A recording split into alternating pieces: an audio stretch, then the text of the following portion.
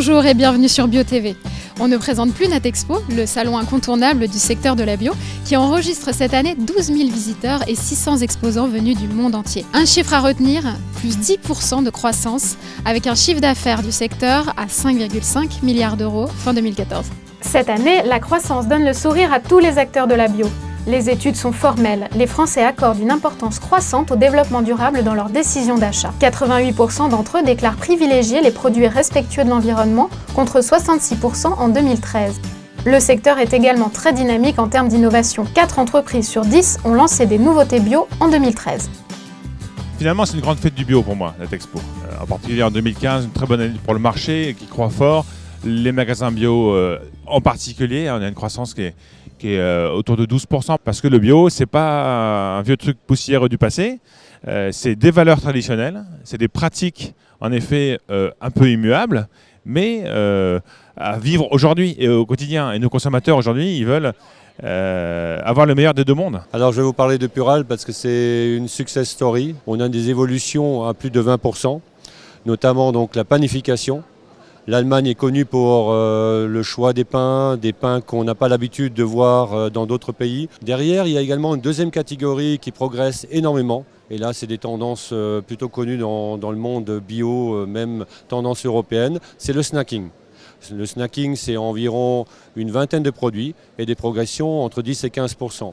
L'année prochaine, on espère même des progressions à plus de 25% sur ces produits-là. Donc j'ai eu le plaisir de recevoir cette belle insigne qui est la Légion d'honneur, fait chevalier de la Légion d'honneur par Corinne Lepage tout récemment, et ça c'est au titre des engagements de 27 ans de carrière auprès du groupe Equibio, développement d'une entreprise, et puis c'est le chef d'entreprise qui est reconnu, mais également tout l'ensemble des colorateurs et tout le monde de la bio, et puis les engagements auprès de syndicat Synabio, qui est le syndicat transformateur bio, et en tant que président de l'agence bio, donc ça fait différentes engagements dans l'univers du bio depuis plus de 30 ans, convaincu et très engagé, et espérer à continuer dans cette voie-là avec beaucoup de conviction et créer encore un autre département, parce que je suis en train de créer l'Institut de l'alimentation bio, donc des projets il y en a encore derrière, et beaucoup d'autres pour continuer à faire parler d'une alimentation de qualité. Un nouvel espace dédié à l'avenir de la distribution bio s'intéresse aux magasins bio de demain à travers 12 initiatives de commerce innovants alliant technologie digitale et proximité renforcée. Comment je vois le magasin bio de demain? Pour moi, c'est assez simple. C'est d'abord un magasin qui est constitué par une offre qui sera élargie, de plus en plus bio, de plus en plus ouverte à des consommateurs faisant leurs courses de façon large.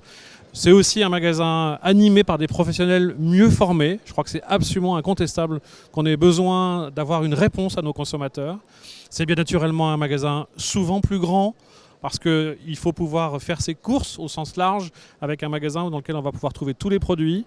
C'est un magasin ouvert aussi aux innovations. Nous sommes ici à Natexpo avec de belles innovations qui ont été présentées, parfois des produits extrêmement simples, parfois de vraies prises de risques. Je crois que c'est ça qui est important de pouvoir offrir aux consommateurs. Et enfin, c'est un magasin dans lequel la stratégie tarifaire, la politique tarifaire doit être inspirée par la volonté de rendre abordable de plus en plus de produits sur le marché.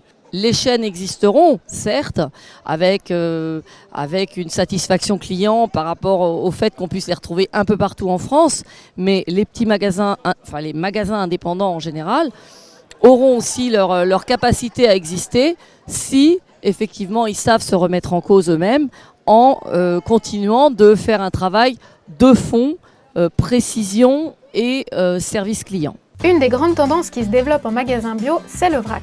Petit focus sur ce rayon particulier et les conseils d'un expert pour bien réussir son implantation.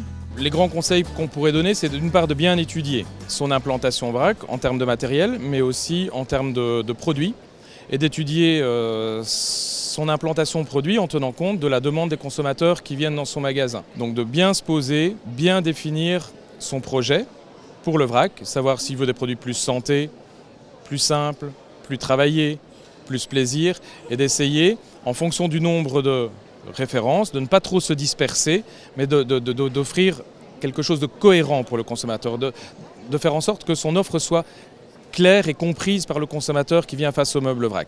Il faut aussi que son meuble reste très attractif, donc l'hygiène c'est vraiment le paramètre le plus important, il ne faut pas oublier de nommer dans le magasin une personne responsable du rayon vrac. Sur cette édition, Natexpo inaugure de nouveaux espaces et de nouvelles animations comme la fromagerie bio, l'espace complément alimentaire, l'atelier chocolat bio ou encore l'animation du village innovation cosmétique en partenariat avec Cosmebio. Natexpo est l'occasion de découvrir les innovations en matière de cosmétiques naturels et bio. Retenez ce chiffre, 9000. C'est le nombre de références de produits labellisés Cosmebio. Et pour faire honneur à ce secteur, Natexpo a cette année dédié un corner spécifique à la beauté au naturel, avec un testing bar, des conférences et un atelier maquillage.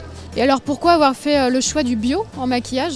Alors parce qu'il y avait de plus en plus de gens qui avaient des allergies au niveau des yeux, même des lèvres. Et j'ai testé donc, avec les maquillages bio et ça a complètement arrêté leur problème d'allergie et c'était très satisfaisant comme résultat. Si vous souhaitez en savoir plus sur les entreprises, les marques et les produits qui exposaient cette année sur Natexpo, vous pouvez retrouver les interviews des représentants de ces marques sur notre site annuairevert.com. Je vous remercie beaucoup d'avoir été au rendez-vous et à très vite sur BioTV.